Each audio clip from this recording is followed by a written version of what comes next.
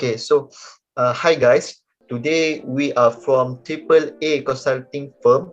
Okay, we are here. Would like to give a detailed explanation, or we can call it presentation regarding the strategic audit of SDP. What is that?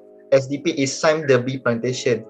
Instructed of the company BOD, Board of Directors, will like to explain from one content to another content. So first of all, I would like for each members to introduce yourself, starting from Amira. Hello everyone, my name is Amira Shabika and I am from Marketing Department. Okay, Alia. Hi everyone, my name is Nur Alia and I'm from HR Department. Okay, Loi. Hello, my name is Kong Loik. I'm from Operating Department. Okay, and last one. My name is Kui Eun. I'm from Finance Department. Okay, and last one is me, Muhammad Iqbal, as Chief Executive Officer of Triple A Consulting Firm. So moving forward to the main agenda, which is company profile. Alia, the floor is yours. Okay, I will explain about the company profile of Sam Darby Plantation. The Sam Darby Group is a company that was established in the 1800s and it grew as a result of three different firms which are Sam Darby Berhad, Golden Hope Plantation Berhad and Putri Group Berhad.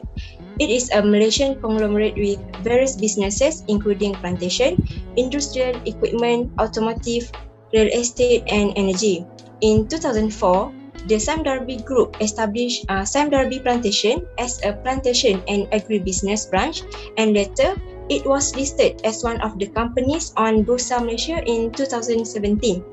Sam Darby Plantation became a fully integrated global plantation company based in Petaring Jaya, Malaysia, and it has become the largest certified sustainable palm oil producer in the world. Okay, next. Alright, Sam Darby Plantation operates in the agriculture sector with its major business activities as the plantation of oil palm as well as the sale of palm oil and other related products.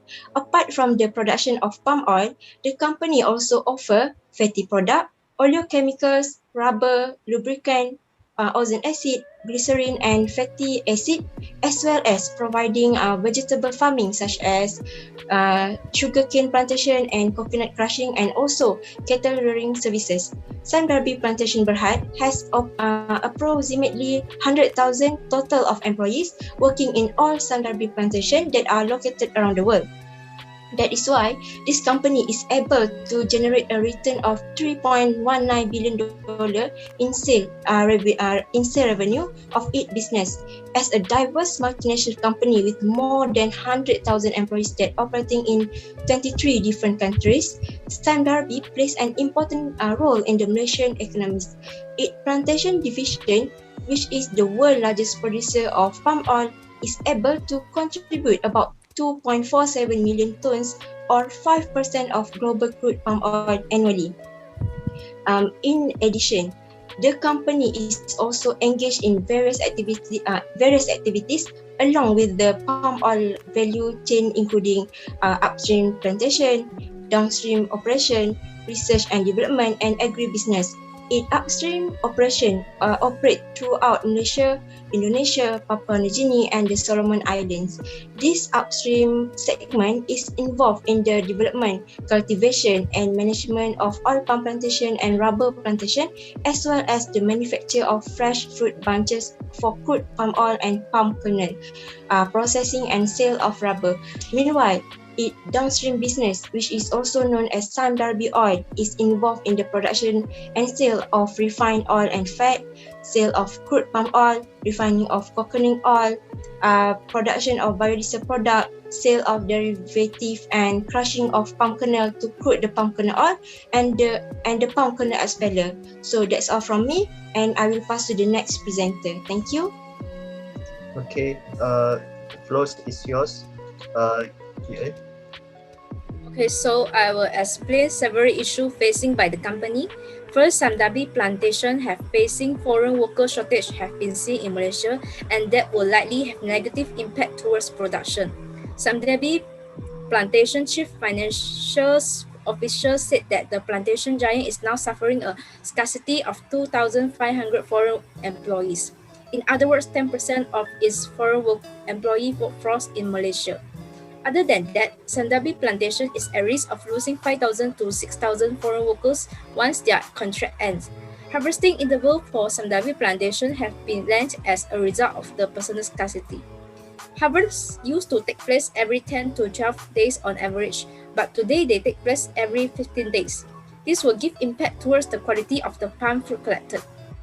The issue related with foreign workers for the plantation sector has become especially pressing in recent months, as the government has decided to halt the hiring of new foreign workers, causing concern among organizations such as the Malaysian Palm Oil Association and the Malaysian Estate Owner Association.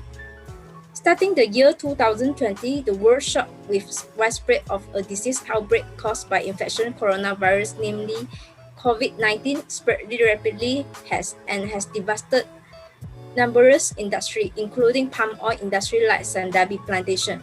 While the globe attempts to prevent the COVID-19 virus from spreading, the oil palm industry is responsible for providing food security by ensuring a steady supply for the crucial community for the people at this difficult time. As then trying to ensure the continuous palm oil supply, continuous lockdown and movement control restrictions to deal with the pandemic have led to supply chain issues such as inventory shortage and supply bottlenecks across the business.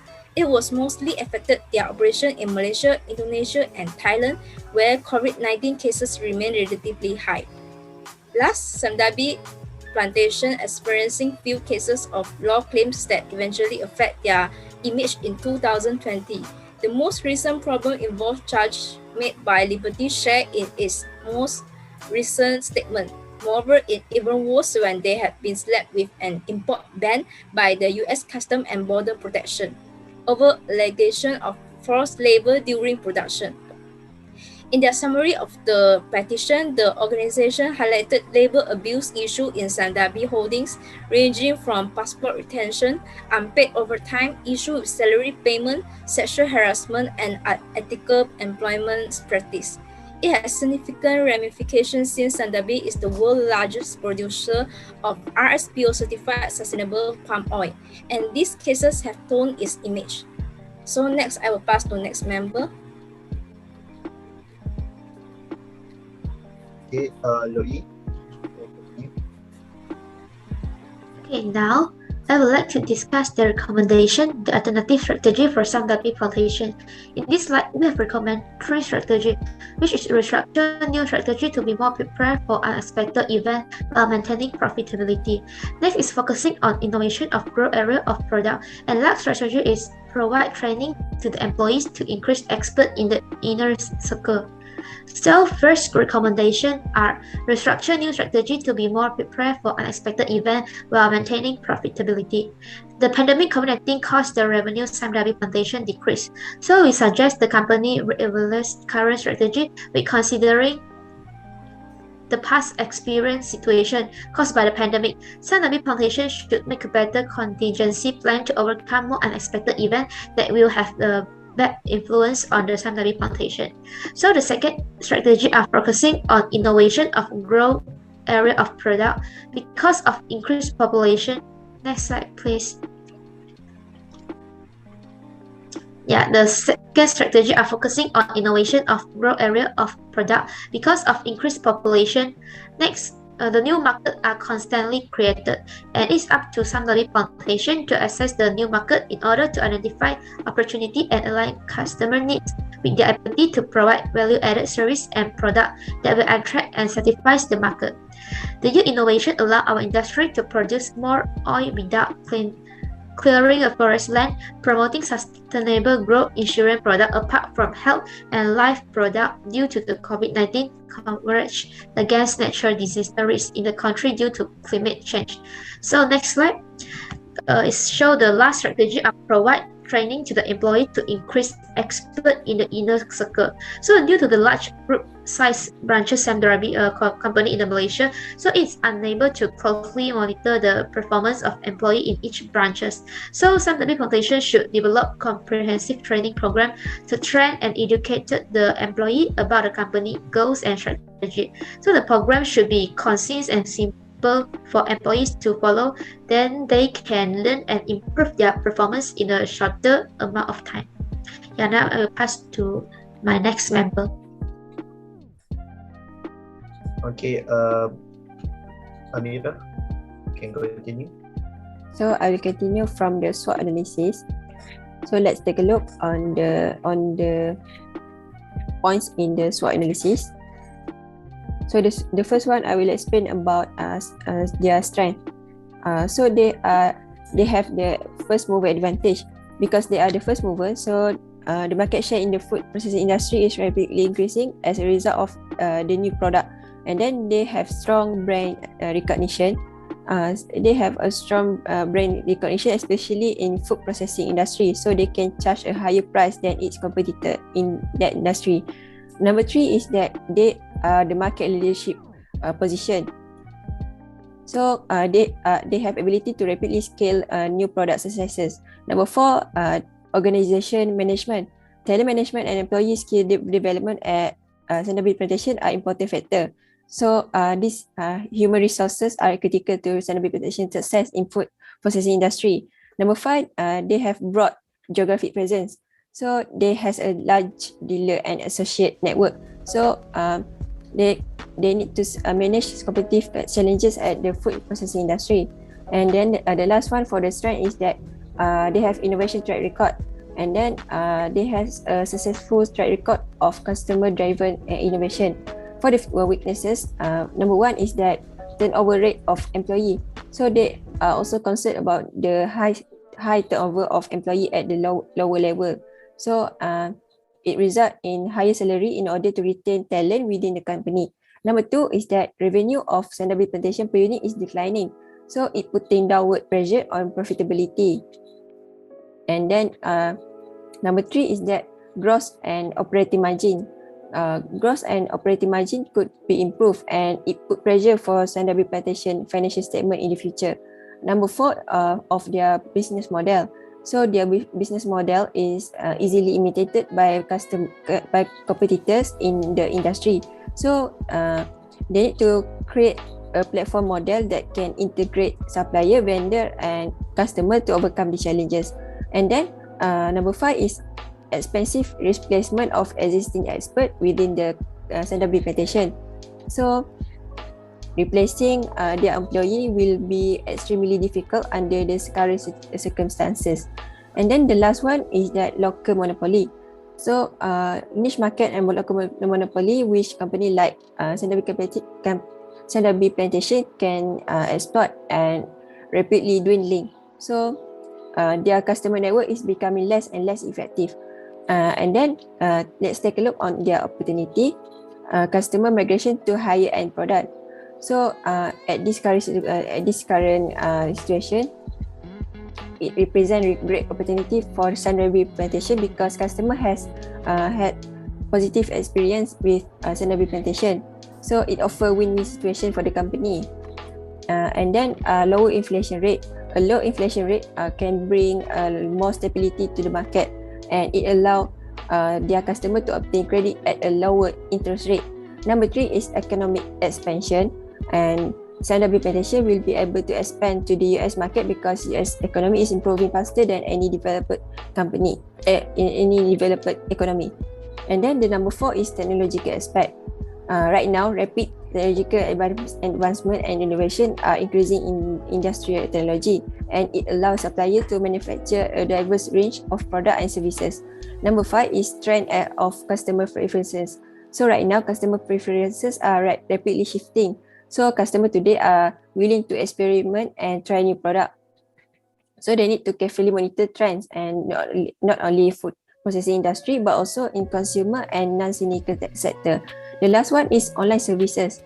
As customer adoption of online service grow, Sallehudin Plantation will be able to provide new offering to their customer. And then the last one is about threat. Number 1 is changing demographic. As the baby boomer retire, the next generation is finding it difficult to replace their purchasing power. So it gives the result of high profit in the short run but lower margin in the long run. And then urban market saturation and rural market stagnation. So this trend is ongoing challenge in the food processing segment. So product adoption is low in the rural market, and it becomes more expensive for Darby Plantation to serve rural customer than urban customer. Number 3 is skilled human resource shortage. So they face skilled human resource challenges. And then number 4, competitors are catching up with product development. So it faces stiff competition from both international and domestic competitors. Number 5, competitive pressure. The increasing of competitive pressure on players like Darby Plantation due to its large consumer base. And then the last one, growing technological expertise of local players in the export market. So Darby Plantation tied up with local player in the export market, and it is the risk of losing the IPR. I think that's all for me. I will pass this to the next member. Okay, so moving on to the TOS analysis. Okay, so from earlier, we already explained the strength and weakness, right? So from here, you guys can see internal factors and external factors categorized from upper and also lower part. Okay, so moving on to the strength opportunity strategy. So first of all is leveraging brand recognition in new segments, which is strength number 2 plus opportunity number 1 plus opportunity number 3. So what is this? Okay, Darby Plantation, or we can call it SDP diversification strategy, will enable them to explore new opportunities for what we call for expansion throughout the various markets, okay, from the online services into offline services, from downstream and also other enterprises. Okay, moving on to the weakness opportunity strategy, which is investing into R&D toward consumer or non-cyclical industry disruptor, which is weakness number 5 plus opportunity number 5. Okay, what is this?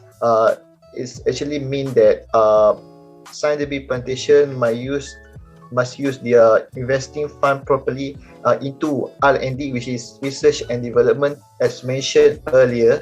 Okay, consumer or non-cyclical industry disruptors are the ones that disrupt, okay, the opportunity for Darby Plantation. So it must be examined thoroughly. Okay, and what matters the most is on how Darby Plantation produce new products in order to reduce their role. Okay, so moving on to the strength and trade strategy, which is investing into customer-oriented services and supply chain, which is strength number 6 plus trait number 1. Okay, so from here, SDP performance will depend hugely on the satisfaction of the customer. Because of what? Because Darby Plantation mainly driven on the customer satisfaction. Okay, so they need to fulfill the satisfaction on and also the supply chain.